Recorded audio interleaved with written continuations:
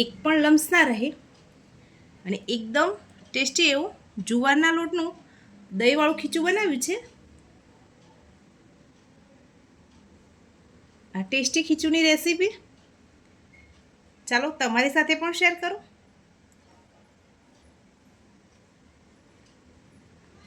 મારી રેસીપી ગમે તો લાઈક, શેર અને ભાવનાની રસોઈને સબસ્ક્રાઈબ કરવાનું ભૂલતા નહીં. ચાલો રેસીપીની શરૂઆત કરીએ. આપણે જ્યારે કોઈ પણ રેસીપી બનાવતા હોય ત્યારે એક પરફેક્ટ માપની જરૂર હોય છે. તો એ જ પરફેક્ટ માપથી આજે આપણે જુવારના લોટનું ખીચું બનાવવાનું છે. તો ચાલો એ તમને માપ બતાવી દઉં. અહીંયા મેં 1 વાટકી જુવારનો લોટ લીધો છે. એના સેમ વાટકીના માપથી 1 વાટકી આપણે અહીંયા ખાટું દહીં લીધેલું છે. એની સામે આપણે 1.5 વાટકી જેટલું પાણી ઉમેરીશું. આદુ અને મરચાંની પેસ્ટ લીધી છે 1 ચમચી.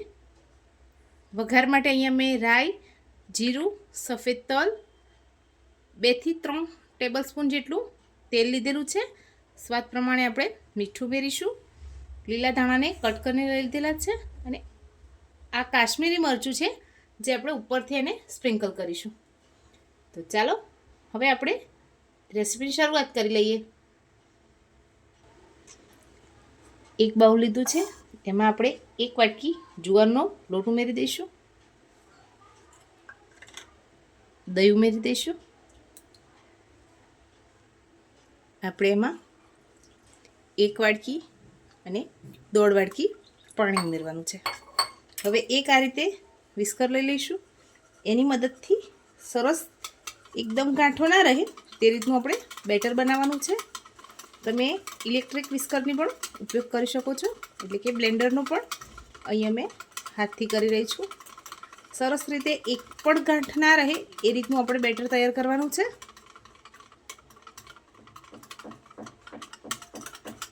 રેસીપી બનાવતી વખતે નાની નાની બાબતોનું ધ્યાન રાખીશું તો એક પરફેક્ટ ડીશ બનીને તૈયાર થાય છે.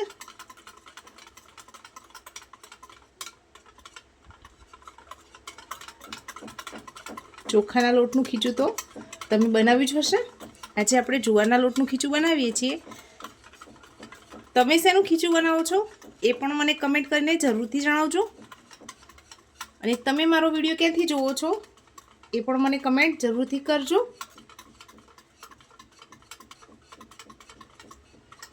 સરસ લમ્સ ફ્રી આ રીતનું બેટર તૈયાર કરવાનું છે. હજુ આ બેટર મને થોડું થીક લાગે છે તો થોડું એવું પાણી ઉમેરી ફરી સરસ રીતે આને મિક્સ કરી લઈશું. હવે આપણે આમાં અડધી નાની ચમચી જેટલી હળદર ઉમેરવાની છે. એને પણ સરસ મિક્સ કરી લઈશું.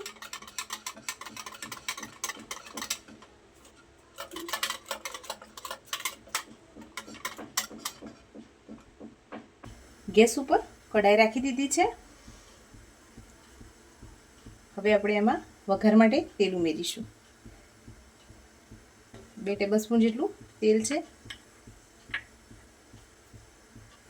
તેલ ગરમ થાય એટલે આપણે આમાં રાઈ ઉમેરીશું. જીરું ઉમેરી દઈશું. 1 ચમચી જેટલા તલ ઉમેરી દઈશું.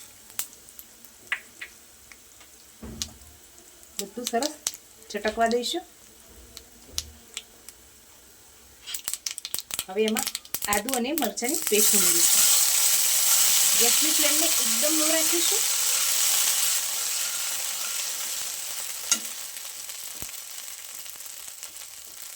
હવે તરત જ આપણે બેટરને ઉમેરી દેવાનું છે. સરસ હલાવતા જવાનું છે.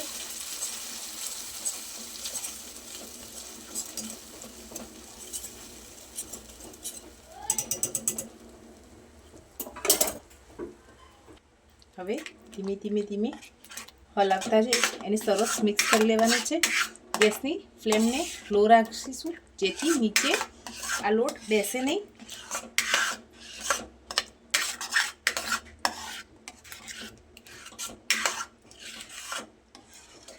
આ રીતે હલાવતા જવાનું છે.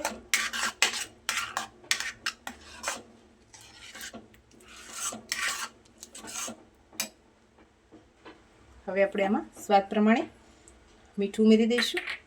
એને પણ સરસ મિક્સ કરી લઈએ.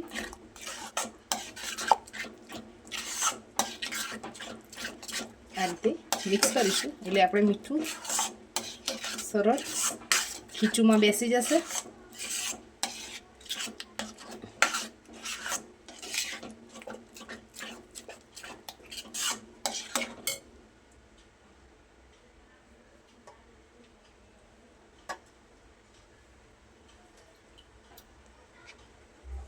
હવે આપણે લીલા ધાણા ઉમેરીશું.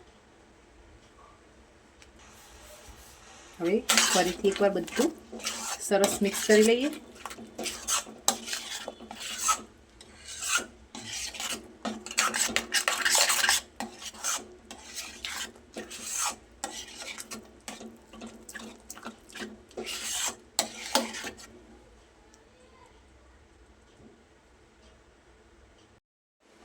હવે આપણે આને ઢાંકીને 1 થી 2 મિનિટ માટે જ કૂક કરવાનું છે.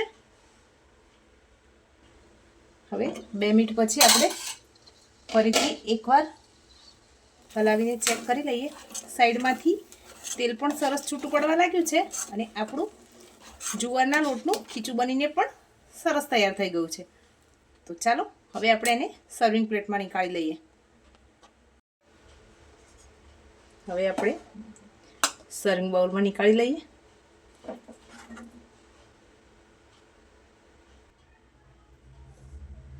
હવે આપણે ઉપરથી એમાં શીંગ તેલ ઉમેરીશું.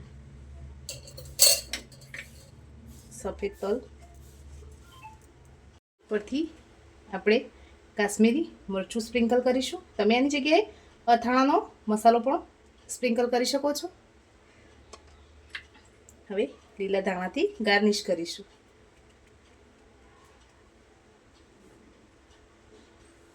ફ્રેન્ડ્સ, આપણું જુવારના લોટનું ખીચું બનીને તૈયાર થઈ ગયું છે.